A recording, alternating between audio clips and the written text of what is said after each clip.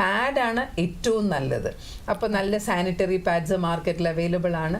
അത് പാഡ് ഉപയോഗിക്കുക.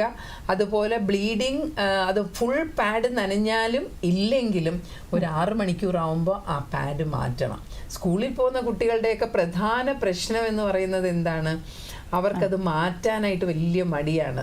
സ്കൂളിൽ പോയി കഴിഞ്ഞാൽ തിരിച്ച് വീട്ടിൽ വന്നിട്ട് മതി അത് മാറ്റുന്നതെന്ന് വിചാരിച്ച് ആ നനഞ്ഞ പാഡ് അവിടെ തന്നെ വെച്ചുകൊണ്ടിരിക്കും. അപ്പം എന്താ പ്രശ്നം? നമുക്ക് ആ ഒരു കാലിൻ്റെ ഇടയിലുള്ളൊരു സ്ഥലമാണത്. മാത്രമല്ല ആ കാലിൻ്റെ ഇടയിൽ അവിടെ രോമങ്ങളുണ്ട്, കൂടുതൽ വേർക്കുന്ന സ്ഥലമാണ്.